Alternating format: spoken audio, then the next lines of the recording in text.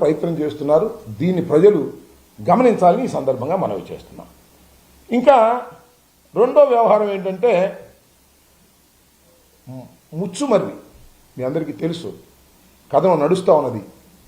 ముచ్చుమర్రి ప్రాంతంలో ఒక బాలిక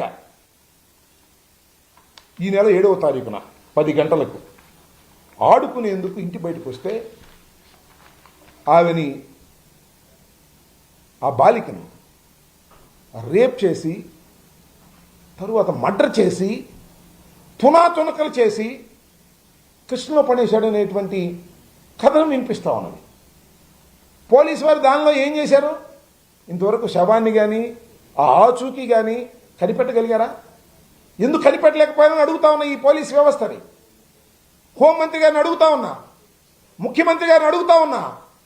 ఇదంతా పోయి నిన్న చాలా చిత్రమైన విషయం ఏంటంటే, ఒక కుర్రవాడిని దురదృష్టవశాత్తు మరి అతను తీసుకొచ్చారు. వాడు అనుమానితుడని వాడు ఎరగొట్టారు. పోలీస్ స్టేషన్లో చనిపోయాడు. అతని మీద గాయాలు ఉన్నాయి. ఇది నేను చెప్తున్నటువంటి అంశం కాదు. ఇది పోలీసుల విచారణలో వ్యక్తి మృతి. ఇది ఈనాడులో వచ్చింది, వారి పత్రికలో. పోలీస్ విచారణలో వ్యక్తి మృతి.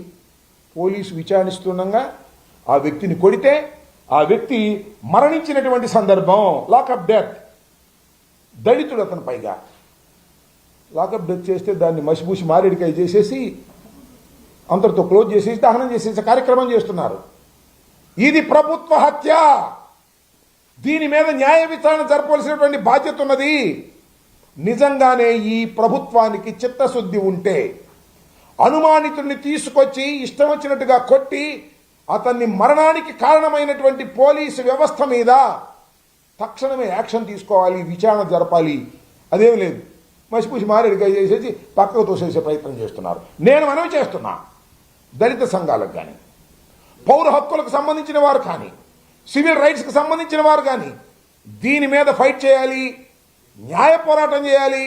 అవసరమైతే కోర్టుకు వెళ్ళి ఈ లాకప్ డెత్ మీద విచారణ జరపవలసినటువంటి బాధ్యత సమాజానికి కూడా ఉంది, న్యాయ వ్యవస్థ కూడా ఉందని ఈ సందర్భంగా మనం వచ్చిన. అవసరమైతే న్యాయ వ్యవస్థ సుమోటివ్గా కూడా తీసుకున్నటువంటి సంఘటనలు ఉన్నాయి. సుమోటివ్గా కూడా తీసుకొని విచారణ జరిపేటటువంటి కార్యక్రమం చేస్తే పోలీసు లాకప్ డెత్లు తగ్గుతాయి. నిందితుడిని తీసుకొస్తాం, లాకప్లో పెట్టడం, కొట్టడం, వాడు చచ్చిపోయేదాకా కొట్టడం, వాడు నేరం ఒప్పుకోమనడం, ఈ ధర్మమేనా అని అడుగుతా ఉన్నా. దీని మీద హోంమంత్రి సమాధానం చెప్పవలసినటువంటి బాధ్యత ఉన్నది అనేది ఈ సందర్భంగా నేను గుర్తు చేయదలుచుకున్నా. ఇంకా మూడో విషయానికి వెళ్ళినప్పుడు పొంగనూరు మీరందరూ చూశారు.